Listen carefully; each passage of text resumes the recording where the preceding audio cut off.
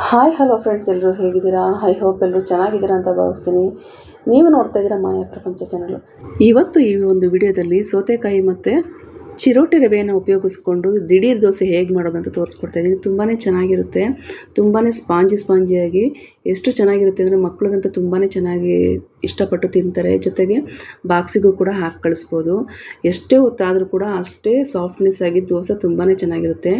ನಾನಿಲ್ಲಿ ಸಾಂಬಾರು ಸೌತೆಕಾಯಿನ ತೊಗೊಂಡಿದ್ದೀನಿ. ನೀವು ಬೇಕಾದರೆ ಮಾಮೂಲಿ ನಾವು ತಿಂತೀವಲ್ವ ಆ ಸೌತೆಕಾಯಿ ಕೂಡ ತೊಗೊಬೋದು. ಸಾಂಬಾರು ಸೌತೆಕಾಯಿನ ತೊಗೊಂಡು ಸಿಪ್ಪೆ ತೆಗೆದು ತುರ್ಕೊತಾ ಇದ್ದೀನಿ ಇಲ್ಲಿ. ಹಾಗೆ ನನ್ನ ಚಾನಲನ್ನು ಫಸ್ಟ್ ಟೈಮ್ ಯಾರಾದರೂ ನೋಡ್ತಾ ಇದ್ದರೆ ಪ್ಲೀಸ್ ಸಬ್ಸ್ಕ್ರೈಬ್ ಮಾಡ್ಕೊಂಡು ಸಪೋರ್ಟ್ ಮಾಡಿ. ವಿಡಿಯೋ ಒಂಚೂರಾದರೂ ಇಷ್ಟ ಆಯಿತು ಅಂತಂದರೆ ಪ್ಲೀಸ್ ಒಂದು ಲೈಕ್ ಕೊಡಿ. ಹಾಗೆ ನಿಮ್ಮ ಫ್ಯಾಮಿಲಿ ಫ್ರೆಂಡ್ಸ್ ಜೊತೆ ವಿಡಿಯೋನ ಶೇರ್ ಮಾಡಿಕೊಂಡು ಸಪೋರ್ಟ್ ಮಾಡಿ.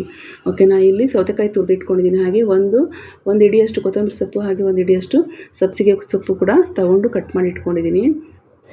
1/4 ಗಂಟೆ ಮುಂಚೆ ನೆನೆಸಿಟ್ಟಿದ್ದಂಥ ಚಿರೋಟಿ ರವೆ ಹಾಗೆ ತುರಿದಿಟ್ಟಿರುವಂಥ ಸೌತೆಕಾಯಿನ ಹಾಕಿ 4 ಮೆಣಸಿನಕಾಯಿ ಹಾಗೆ ಉಪ್ಪನ್ನು ಸೇರಿಸಿ ಮಿಕ್ಸಿ ಗ್ರೈಂಡ್ಗೆ ಹಾಕಿ ಮಿಕ್ಸಿ ಮಾಡ್ಕೊತಾ ಇದ್ದೀನಿ. ಜಾಸ್ತಿ ನುಣ್ಣಗಾಗಬೇಕು ಅಂತೇನಿಲ್ಲ, ಜಸ್ಟು ಸೌತೆಕಾಯಿ ಮತ್ತು ಚಿರೋಟಿ ರವೆ ನೀಟಾಗಿ ಮಿಕ್ಸ್ ಆಗಬೇಕು ಅಷ್ಟೇ. ನೋಡಿ, ಈಗ ಮಿಕ್ಸಿ ಮಾಡಿ ತೊಗೊಂಡಿದ್ದೀನಿ.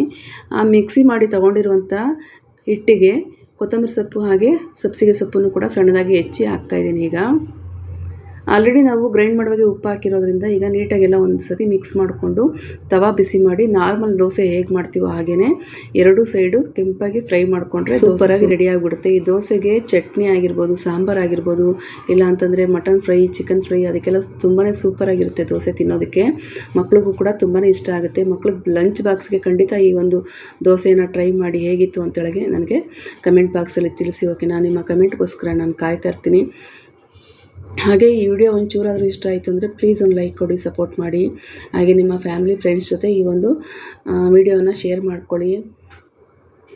ನಿಮ್ಮ ಒಂದು ಕಮೆಂಟು, ಒಂದು ಶೇರು, ಒಂದು ಲೈಕು ಕೂಡ ನಮಗೆ ಮುಂದಿನ ವಿಡಿಯೋ ಮಾಡೋದಕ್ಕೆ ಪ್ರೋತ್ಸಾಹ ಸಿಗುತ್ತೆ. ದಯವಿಟ್ಟು ಚಾನಲ್ಗೆ ಸಪೋರ್ಟ್ ಮಾಡಿ. ತುಂಬಾ ಸಾಫ್ಟಾಗಿ ತುಂಬಾ ಚೆನ್ನಾಗಿ ಬರುತ್ತೆ ದೋಸೆ ಅಂತೂ. ಖಂಡಿತ ನೀವು ಟ್ರೈ ಮಾಡ್ತೀರಾ ಅಂತ ಅಂದ್ಕೊಂಡಿದ್ದೀನಿ. ನಮ್ಮನೇಲಿ ಇವತ್ತು ಹೋಟೆಲಿಂದ ಕೈಮಾ ತೊಗೊಂಬಂದಿದ್ರು. ಆ ಕೈಮಾ ಗ್ರೇವಿಗೆ ನಾನು ಈ ಒಂದು ದೋಸೆಯನ್ನು ಮಾಡಿಕೊಟ್ಟಿದ್ದೆ. ತುಂಬಾ ಚೆನ್ನಾಗಿತ್ತು, ಮಕ್ಕಳಿಗೆಲ್ಲ ತುಂಬಾ ಇಷ್ಟ ಆಯಿತು. ನೈಟಲ್ಲಿ ನಾವು ಜಾಸ್ತಿ ಈ ರೀತಿ ತಿಂಡಿಗಳನ್ನು ದೋಸೆನೇ ಮಾಡ್ತೀನಿ. ಹಾಗಾಗಿ ಇವತ್ತು ಈ ರೀತಿ ಒಂದು ಹೊಸ ರೀತಿಯ ದೋಸೆಯನ್ನು ಮಾಡಿ ಟ್ರೈ ಮಾಡಿದೆ. ತುಂಬಾ ಚೆನ್ನಾಗಿ ಬಂದಿತ್ತು. ನೀವು ಕೂಡ ಟ್ರೈ ಮಾಡ್ತೀರಾ ಅಂದ್ಕೊಂಡಿದ್ದೀನಿ. ವಿಡಿಯೋ ಇಷ್ಟ ಆಯಿತು ಅಂತಲೇ ಪ್ಲೀಸ್ ಒಂದು ಲೈಕ್ ಕೊಡಿ, ಸಪೋರ್ಟ್ ಮಾಡಿ.